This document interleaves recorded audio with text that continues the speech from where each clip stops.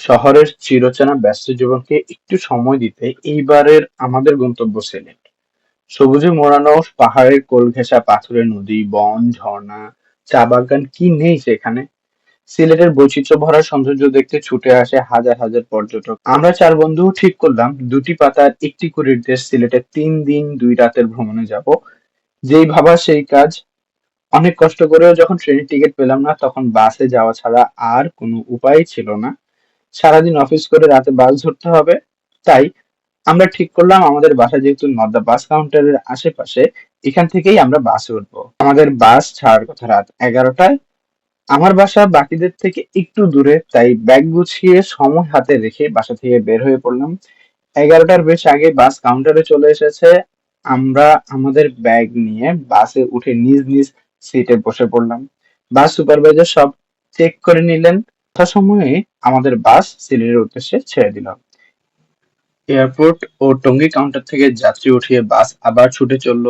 স্নিগ্ধ শীতল বাতাসে ক্লান্ত শরীর কখন যে ঘুমিয়ে পড়েছে তা আর বলতে পারবো না। বাস যাত্রা বিরতি নিল সিলেট হাইওয়ে হোটেলে। ২০ মিনিটের যাত্রা বিরতি পেয়ে আমরা নেমে একটু ফ্রেশ হয়ে হালকা পাতলা কিছু নাস্তা খেলাম, চা খেলাম। তারপরে বাহিরে এসেই দেখি বৃষ্টি শুরু হয়েছে। আমরা সিলেটে পাড়া দিতে দিতেই সিলেটে বৃষ্টি শুরু হয়ে গেছে। ভালো রকমের বাতাস আর বৃষ্টি নামতেছে। আমরা এখানে যাত্রা বিরতিতে থামছি হচ্ছে হাইওয়ে ইনলিমিটেডের একটা হোটেলে। বৃষ্টির মাত্রা বেড়ে যাওয়ায় আমরা আর বাইরে দাঁড়িয়ে থাকতে পারলাম না। আমরা এসে বাসের সিটে বসলাম। এখান থেকেই আমরা বসে বসে বৃষ্টি দেখছিলাম।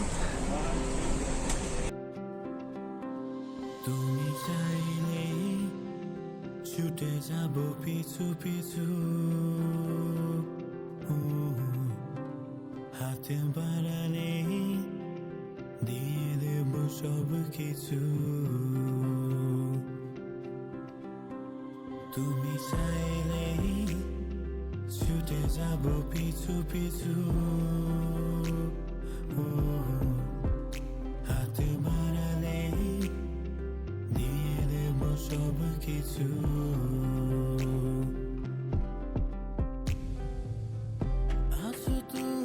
ছোট কয়েকটা নদী আর সবুজ রাস্তা পেরিয়ে আমরা চলে আসলাম সিলেট শহরে বাস কাউন্টারে। এখন আমাদের বাস থেকে নামার পালা। সবাই নামা শুরু করেছে।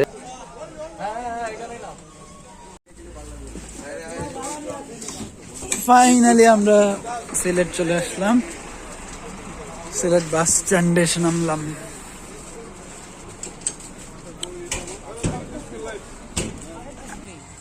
সময় আনুমানিক সকাল 6:30টায় আমরা সিলেট স্টেশনে নামলাম। তো এখন বাস থেকে নেমে আমাদের প্রথম কাজ হচ্ছে ফ্রেশ হওয়া। ফ্রেশ হয়ে আমরা যাব নাস্তা করতে। অনেকের কাছেই শুনেছি সিলেটের ভালো নাস্তা হচ্ছে পানসি হোটেলে। তো আমরা সেখানেই যাচ্ছি নাস্তা করতে।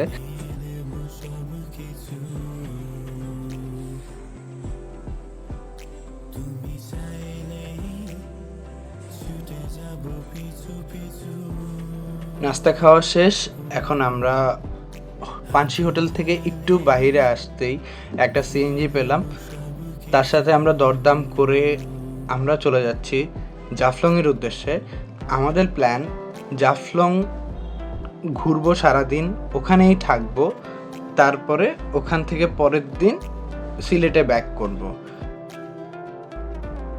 আমাদের সিএনজি সোজা রাস্তা ধরে ছুটে চলছে। আর দূরের যে মেঘালয়ের পাহাড়গুলো, এইগুলো দেখে মনে হচ্ছে যে খুব কাছেই, আমাদের খুব কাছেই। একটু পরেই আমরা হয়তো এই পাহাড়গুলো দেখতে পাবো বা খুব কাছাকাছি চলে যাব। আসলে কিন্তু তা না। আমার মতে আমরা এখন যে জায়গাটায় দাঁড়িয়ে আছি এইখান থেকে আনুমানিক 15 থেকে 20 কিলোমিটার হবে এই পাহাড়ের দূরত্ব। সিএনজি থেকে পাহাড় আর মাঠ দেখতে দেখতে আমরা চলে আসলাম আমাদের পছন্দের রিসোর্টে। এখন আমাদের রুম বুক করার পালা। জৈন্তাই হিল রিসোর্ট, এইটা জাফলংয়ের one of the best resort. এখান থেকে পাহাড়, ঝর্ণা, উপরে নীল আকাশ, নিচে বয়ে যাওয়া নদী সব কিছুই মোটামুটি দেখা যায়। এই জন্যই আমাদের সিলেকশনে ছিল এই রিসোর্টটি।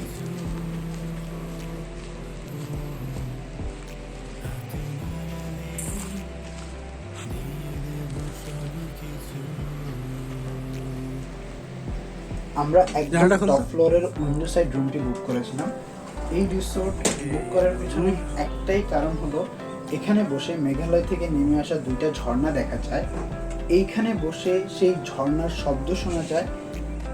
ঝর্ণায় পানির প্রবাহ কম থাকায় ক্যামেরায় খুব ভালোভাবে না দেখা গেলেও সরাসরি কিন্তু আমরা অনেক সুন্দরভাবে দেখতে পেরেছিলাম।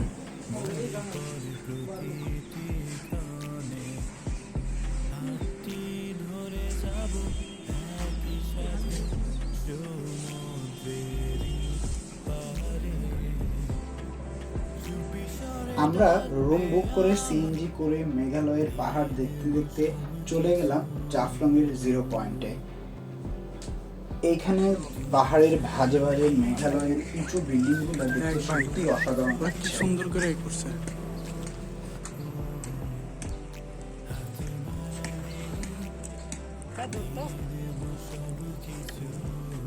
আমরা এখন আছি জাফলং এ। এখানে ওই যে ঝুলন্ত ব্রিজ আছে ওইটা হচ্ছে ইন্ডিয়ার মধ্যে পড়ছে। আমরা এটা হচ্ছে জাফলং এর 0 পয়েন্ট। ওকে, তারপরে কি আছে? শৈদুল, দিস ইজ সাব্বির নাকি? This is dollar. This is Sabbir, this is Abdul, this is dollar. Okay, আচ্ছা। হাতটি ধরে যাব একই সাথে সমুদ্রেরই পারে, চুপি স্বরে ডাকবে প্রচন্ড পরিমাণে রোদ উঠছে। এখন বাজে হচ্ছে 9:30 আর আমরা ঢাকা থেকে রওনা দিছি হচ্ছে রাত 11টায় বাসে করে। তো এখানে আস্তে আস্তে প্রায় অলমোস্ট 8:30 বেজে গেছে। আমরা হোটেল বুক করে তারপরে জাফলংয়ের 0 পয়েন্টে চলে এসেছি। আমরা হোটেলও নিয়েছি জাফলংয়ের একটু কাছেই।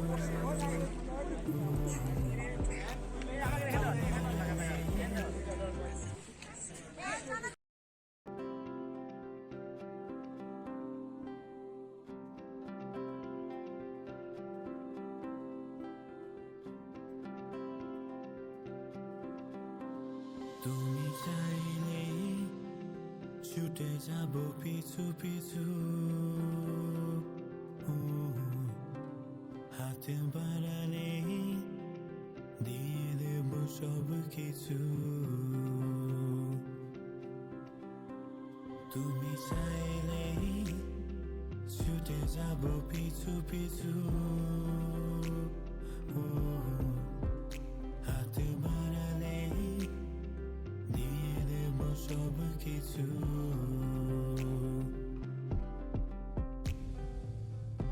আছো তুমি আমার কল্পনাতে, কবে পাবো তোমায় বুকের মাঝে, স্বপ্ন দেখি আমি প্রতি রাতে, দেখা হবে তোমার সাথে। অনেক লম্বা সময় আমরা এই পানিতে কাটালাম। তারপরে আমরা চলে গেলাম একটু সামনেই মায়াবী ঝর্ণা দেখতে।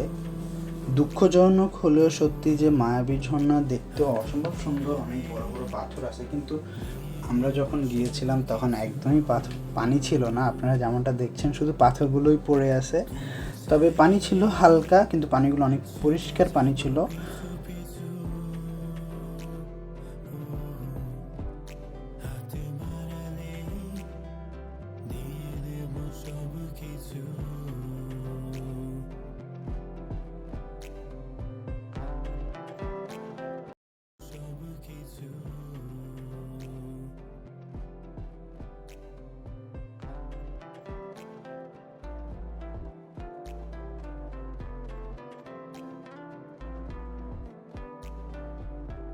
পাথর বেয়ে বেয়ে আমরা বেশ অনেকটা উপরে উঠেছি। পাথরগুলো একটু শুকনা হওয়ায় সাহস হয়েছিল উপরে ওঠার, আদারওয়াইজ উপরে ওঠার সাহস হতো না। আর আমরা এখানে মায়াবী ঝর্ণায় কিছুক্ষণ সময় কাটানোর পরে আমরা চলে গেলাম আমাদের দুপুরের খাওয়া দাওয়া সারতে। তারপরে আমরা এখানেই সারি ধরে 3-4টা খাবারের হোটেলের মতো ছিল, ওনারা বাসা থেকে রান্না করে নিয়ে আসেন এখানে। বিভিন্ন ধরনের খাবারের আইটেম আছে, তো সেগুলো আমরা এখানে দুপুরের খাওয়াটা শেষ করলাম।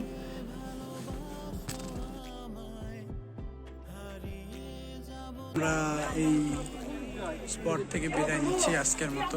ইনশাআল্লাহ অন্য কোনো দিন আবারও দেখা হবে এই সুন্দর এই প্রকৃতির মাঝখানে।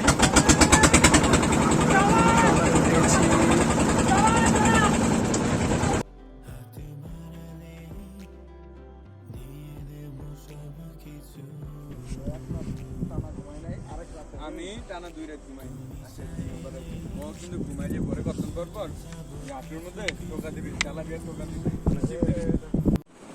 সারাদিনের ক্লান্তি দূর করার জন্য রাতের ঘুমটা খুব খুব ভালো একটা ঘুম হয়েছে।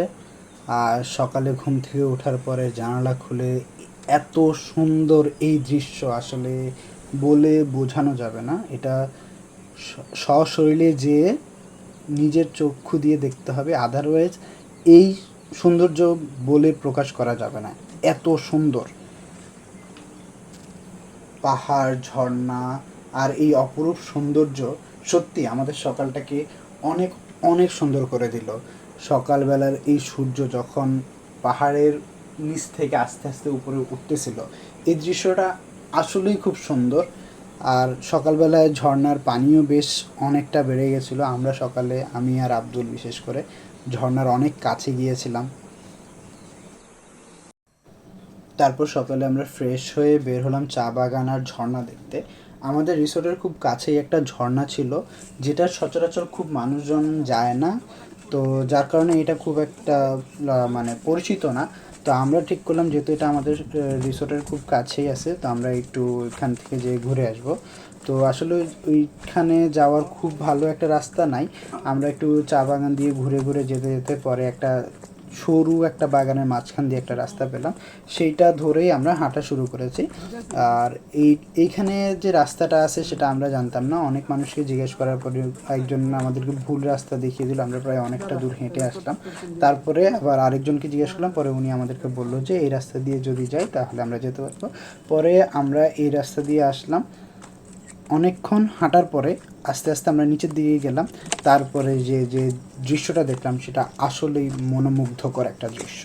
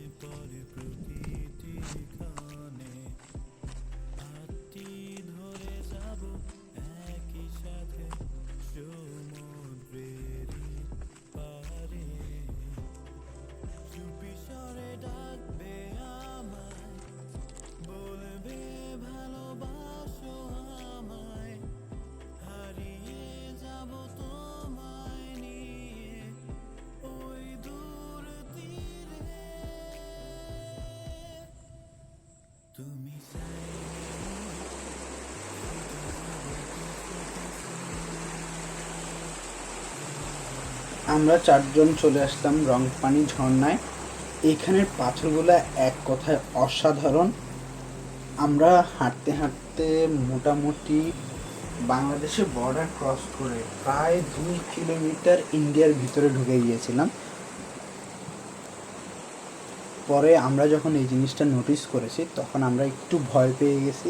তারপরে আমরা ওখানে কিছুক্ষণ সময় থেকে আমরা আবার ব্যাক করে চলে আসি।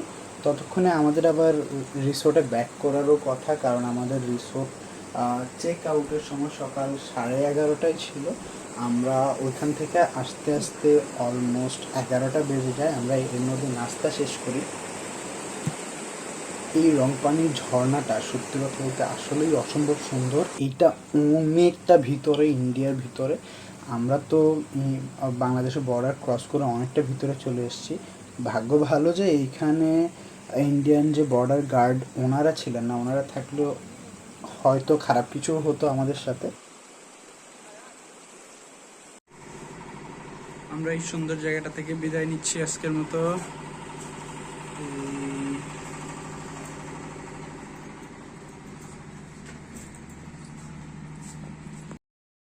এই সুন্দর জায়গা থেকে বিদায় নিতে নিতে আমরা বিদায় নিচ্ছি জাফলং থেকে।